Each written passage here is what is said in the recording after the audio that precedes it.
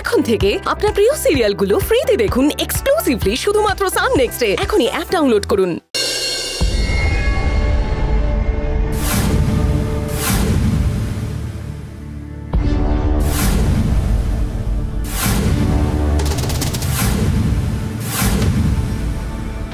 নে তোর এবার বাইরে যা, বাকিটা আমি দেখছি। ঠিক আছে বস, চল।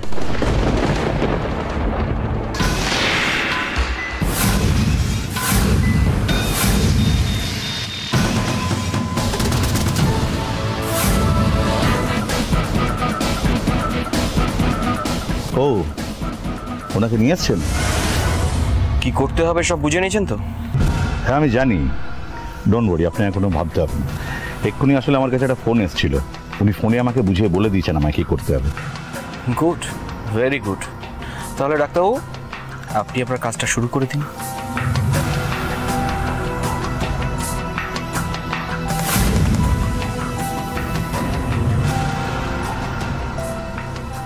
ডাক্তারবাবু আমি বুঝতে পারছি কেন আপনি হাত গুটিয়ে দাঁড়িয়ে আছেন। নিন, এটার মধ্যে 50% অ্যাডভান্স রয়েছে, বাকি টাকাটা আপনি কাজটা শেষ হলেই পেয়ে যাবেন।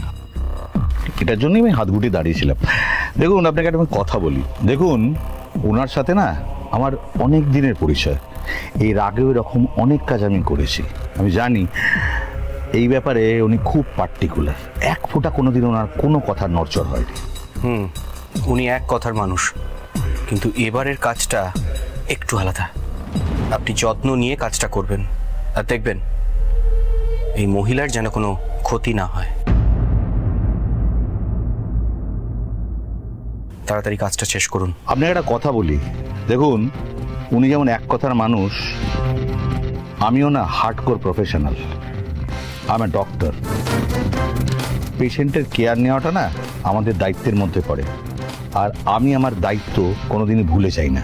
তো আমি জানি আমি কি করছি। ডাক্তারবাবু তাড়াতাড়ি কাজটা করতে হবে, আমার হাতে সময় খুব কম। ও তাই? আমার তো মনে হচ্ছে আপনার জন্যই কাজটা লেট হচ্ছে। আপনি বাইরে যাবেন তবে তো আমি আমার কাজটা শুরু করব, প্লিজ। ওকে। এক্সকিউজ মি, শুনুন। আচ্ছা আমাকে একটা কথা বলুন তো, ইনি কে? এনাকে আপনি চেনেন? ডাক্তারবাবু আপনি এই আম খাচ্ছেন, খান। কোন গাছের আম সেটা জেনে আপনার কি হবে? Right you are, I am sorry. Nurse, পেশেন্টকে রেডি করো।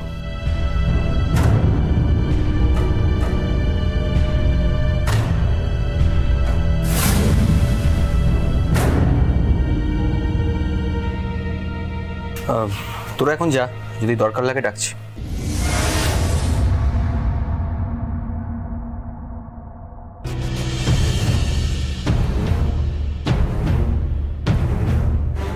হ্যালো স্যার, আমরা পৌঁছে গেছি, আর ডাক্তারবাবু কাজ শুরু করে দিয়েছে।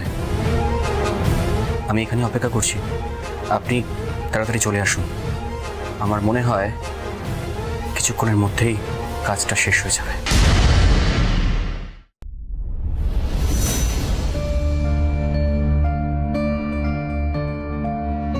কে রে, আসিস নাকি?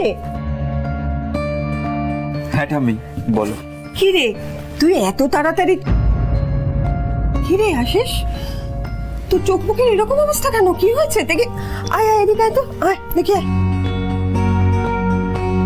বস বস এখানে। কি হয়েছে? আসিস, কি তুই কাঁদছিস কেন? ভাল লাগছে না ঠাম্মি। দাদা কোথায় বলো তো, কবে ফিরবে ও? দেখ আশিস, আমাদের পরিবারের সুখ শান্তির ওপর না কারো নজর লেগেছে, তা না হলে তো এরকম হওয়ার কথা নয়, তুই বল। ঠিক বলেছো ঠাম্মি, আমরা কত আনন্দে ছিলাম বলো তো। দাদা বৌদি কত সুখে ছিল। দাদার যে হঠাৎ কি হলো, কেন যে বৌদিকে অবিশ্বাস করছে আমি তো বুঝতেই পারছি না। আসলে তোর দাদা না খোকাকে খুব ভালোবাসে,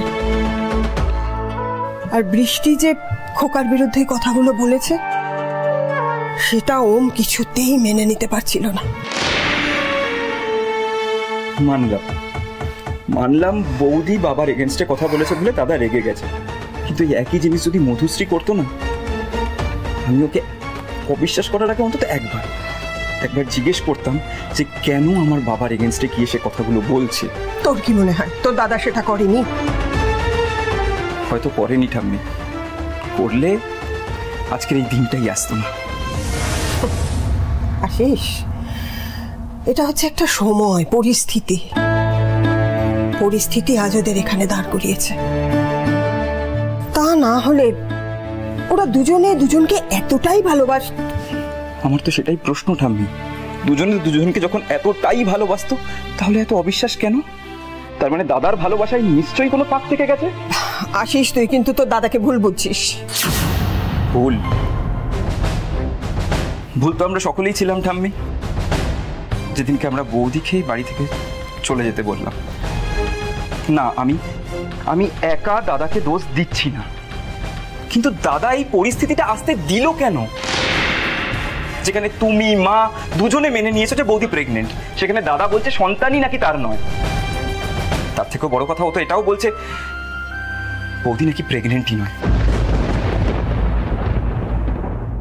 আচ্ছা ঠাম্মি, তুমি বলো, কোনো মেয়ে এত বড় একটা বিষয় নিয়ে মিথ্যে কথা বলতে পারে? যেখানে দাদা বলছে সন্তান ওর নয়, মানে তুমি বুঝতে পারছো ঠাম্মি বৌদির চরিত্র নিয়ে এটা কি ঠিক? তুমি বলো। না, ঠিক না। তুই ঠিক বলছিস আশিস, কিন্তু ওমকে তো কেউ বোঝাতে পারলো না,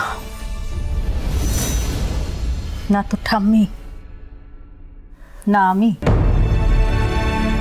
না বৃষ্টি, কেউই তো আমরা বোঝাতে পারলাম না ওমকে। কেন মা, কেন বলো তো? তোমরা সবাই মিলে কেন দাদাকে বোঝাতে পারলে না? তুই পারলি? যেদিন ওম ডিভোর্স করার জন্য বাড়ি থেকে বেরোলো সেদিন তো তুই ওমের ঘরে গিয়েছিলি ওমকে বোঝাতে, পেরেছিলি বোঝাতে? আশিস, এক একটা সময় এরকম আসে রে, যখন ঠিক জিনিসটাকেও ভুল বলে মনে হয়। ওই যে বললাম না, পরিস্থিতি। হ্যাঁ, বুঝতে পারছি তুই তো তোর দাদা বৌদিকে খুব ভালোবাসিস, তাই তোর এত খারাপ লাগছে। সব ঠিক হয়ে যাবে বাবা, একটু সময় দে, দেখবি সময় একদিন সবকিছু ঠিক করে দেবে।